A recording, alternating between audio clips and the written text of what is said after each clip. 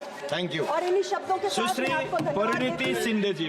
शिंदे जी हो गए, मुझे आपने इस ऐतिहासिक दिन में अपनी बात रखने का अवसर दिया, मैं आपका तहे दिल से शुक्रिया अदा करती हूँ।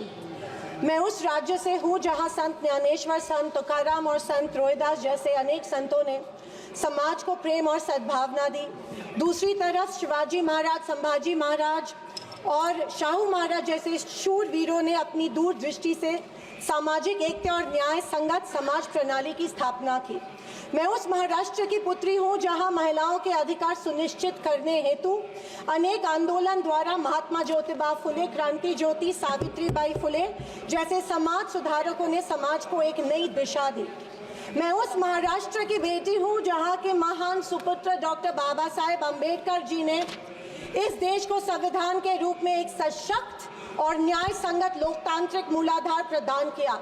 पर आज उसी महाराष्ट्र में बीजेपी के सरकार के शपथ विधि के बिल्कुल 5 दिन बाद उसी संविधान की प्रत की विटंबना की जाती है। मैं इस बात का निषेध करती हूँ।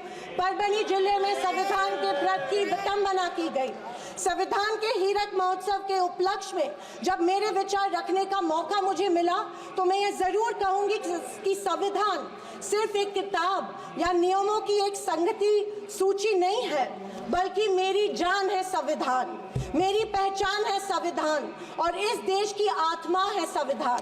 दूसरी तरफ आज़ादी के 50 साल बाद तक अपने तिरंगे को और संविधान को न मानने वाले सत्ता पक्ष के लोग इस देश की उसी आत्मा को कमजोर और खोखला करने की साजिश कर रहे हैं। इसी शुरुआत उसी दिन हो गई जिस दिन धर्मनिरपेक्षता, सेक्युलरिज्म जो संविधान का एक मूलभूत आधार स्तंभ है, उसी को लेके गाली या एक कलंक में रूपांतरित करने का प्रयत्न सत्ताधारियों द्वारा होने लगा है। सेक्युलरिज्म को आज भी इस भारत देश की पहचान है, उसे सत्ताधारी पक्ष एक कमजोरी कर रहे हैं या एक बीमारी साबित करने की होड़ में लग गए हैं। संविधान की किसी भी चर्चा या बहस को ये लोग सिर्फ इमरजेंसी पर ले जाते हैं, पर ये भूल जाते हैं कि स्वर्गीय इंदिरा गांधी जी, हमारी पहली महिला पंतप्रधान इंदिरा गांधी जी ने उस वक्त के हालातों के मद्देनजर वो संवैधानिक कदम उठाए थे और उस दौरान हुए गलतियों की माफी भी देश के जनता से मांगी थी। और इतना ही नहीं, उनके विरोधियों ने गठित की गई कमेटी ने उन पर लगे सारे इल्जामों से उन्हें बारी कर दिया था। मैं आज इस सदन में पूछना चाहती हूँ मोदी सरकार से, सॉरी 400 पार का नारा फेल होने के बाद एनडीए सरकार से पूछना चाहती हूँ, आप मणिपुर पर देश की जनता से माफी कब मांगोगे? आप किसान आंदोलन में शहीद हुए 700 से अधिक किसानों के परिवारों की माफी कब मांगोगे? नोटबंदी के चलते हजारों लोगों के परिवार और छोटे कारोबार बंद हुए, उसके लिए माफी कब मांगोगे? हाथरस के लिए, उन्नाव के लिए आप माफी कब मांगोगे? आए दिन महिलाओं पर हो रहे अत्याचारों के लिए माफी कब मांगोगे? जो बदलापुर में मासूम बच्चों के ऊपर मोलेस्टेशन हुआ, उसके लिए आप कब माफी मांगोगे? जेल में बैठकर अपराधी मर्डर प्लॉट्स गुजरात में सरकार उनको संरक्षण दे रही है, उसके लिए आप कब माफी मांगोगे? खैर, ये इनकी हिस्ट्री रही है या इनके डीएनए में है कि माफी सिर्फ खुद को बचाने के लिए अथॉरिटी में बैठे लोगों से मांगते हैं, आम जनता से ये माफी नहीं मांगते हैं। सत्ताधारी पक्ष के संविधान पर दिए गए भाषण सुनकर हंसी आ रही थी और अचरज भी हो रहा था, क्योंकि जो लोग इस देश में संविधान स्थापित होने के बाद हर पल संविधान को कोसते रहते हैं और हमेशा इस संविधान के विरोधी रहे हैं, उन्हीं को आज संविधान के गुणगान करते देख मन में प्रसन्नता हो रही है और संविधान के प्रति मेरी निष्ठा द्विगुणित हो रही है, क्योंकि ये एहसास हो रहा था कितने ही झूठ के पहाड़ बना लो, सच के आगे आखिर झुकना ही पड़ता है। आरएसएस ने तिरंगा को माना नहीं था। उन्होंने कहा था कि 3 अंक अशुभ होता है, तो क्या ब्रह्मा विष्णु महेश अशुभ है? जो हम 3 रेखाएं माथे पे लिखते हैं वो अशुभ है? क्या त्रिशूल अशुभ है? ये मैं इन्हें पूछना चाहती हूँ। वर्ष 1993 में आरएसएस ने अपने श्वेत पत्र में संविधान को कचरे का ढेर करार दिया था। क्या ये तिरंगे के खिलाफ नहीं है?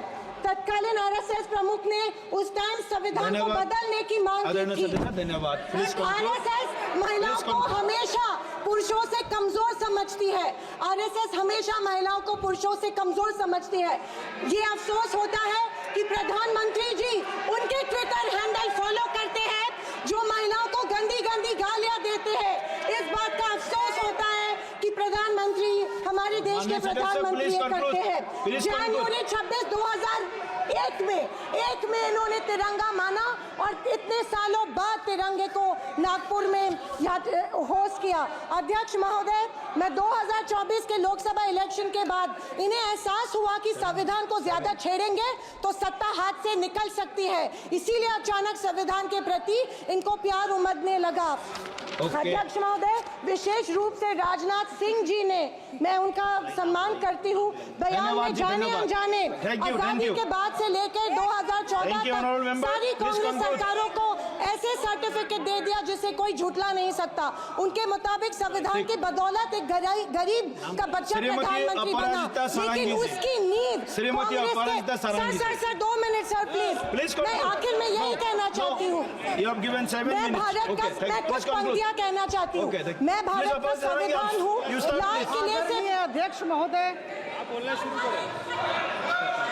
हिंदी की एक प्रसिद्ध कविता की कुछ पंक्तियों से। एक सेकंड, मैं भारत का संविधान हूँ, लाल किले से बोल रहा हूँ। मैंने तो समता सौंपी थी, तुमने फर्क व्यवस्था कर दी। मैंने न्याय व्यवस्था दी थी, तुमने नर्क व्यवस्था कर दी। हर मंजिल ठहरी कर डाली, गंगा भी मैली कर डाली। न्याय व्यवस्था भी रोती है, गुंडों के घर में सोती है। गांधी को गाली मिलती है, डाकू को ताली मिलती है। क्या आपराधिक चलन हुआ है? आदरणीय अध्यक्ष महोदय,